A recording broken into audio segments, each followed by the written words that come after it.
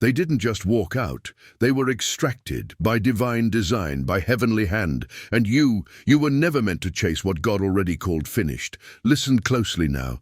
You kept trying to resurrect connections that God was already done with. You kept giving CPR to friendships and relationships that weren't sleeping. They were dead.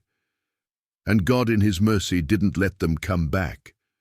Not because He was punishing you, but because He was preserving you, preserving the oil, preserving the calling, preserving the destiny that they would have contaminated. Some people had to misunderstand you, so they'd leave before they had the chance to mishandle you again. It hurt, yes, but it was sacred surgery, and you survived it. They didn't see the value in your presence, because God was hiding it. You thought you were being overlooked, ignored, pushed aside. But heaven was wrapping you in a veil, like a pearl still inside the shell, not ready to be exposed. Because not everyone can hold the weight of your assignment. Let's pause right here. Let's talk about that wilderness season, the one you cried through, the one that nearly took you out. Remember those nights when you laid in bed wondering if anyone would even notice if you disappeared? Remember praying with everything in you but hearing nothing back? That silence, that ache, that delay? That was where God built you. Not in the spotlight, not on the platform, but in the obscurity. Because real anointing is not forged in applause. It's birthed in isolation. You thought you were in a pit, but it was actually a cocoon. And now you're emerging. Not the same. Never the same. This is your season of becoming. Your spirit matured when no one was watching. Your voice deepened because you learned how to worship with tears in your eyes. Your faith didn't just grow, it took root, and now you're dangerous to the enemy. See, before you were easy to manipulate. One text could shake your peace. One unfollow could wreck your self-worth. One delay and you were questioning God's whole plan for your life. But now you're still. You're grounded.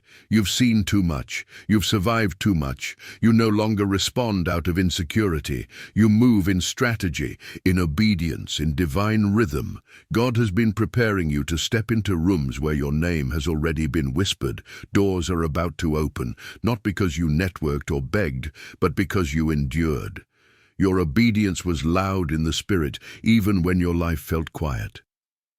And now heaven is answering. But listen to me. Don't go back to familiar just because it's comfortable. Familiar was killing you. Familiar was shrinking your voice. Familiar had you living a counterfeit life just to keep peace that wasn't even real. Let it all fall. Let what needs to die, die, because what's coming alive in you now, that's divine. This new fire, this new discernment, this new boundary-setting version of you, that's the evidence of resurrection. You didn't just survive. You were resurrected. You lost the version of yourself who settled for crumbs. You buried the people-pleaser. You eulogized the doormat version of yourself that let everyone drain your cup while you suffered silently. No more. Now you know you are an altar, not an audience. A warrior, not a wallflower. A voice, not an echo. So rise, chosen one, with your whole chest, with your whole heart, with the knowing that God has kept you for such a time as this. You don't need everyone to agree with your calling. They weren't there when God anointed you. And now, every room you walk into, the atmosphere shifts. Because when a chosen one walks in, darkness takes notice. So here's your charge. Walk like it, pray like it, speak like it, serve like it, rest like it. And don't you dare shrink again. You didn't go through all that hell just to play small now. Let your light unapologetically expose what others tried to keep hidden. Let your healing confuse the ones who tried to break you. Let your praise sound like revenge in the enemy's camp, because you were released to rise. Now tell your story.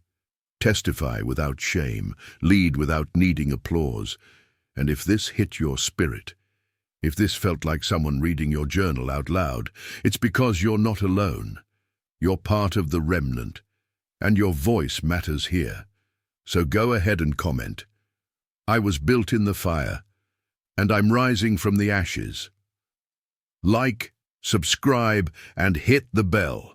Because what we're building here is revival, not religion, not routine, real fire, real faith, real Jesus. This is Sugar Bytes News, where the truth is raw, the spirit is welcome, and the chosen ones find their tribe.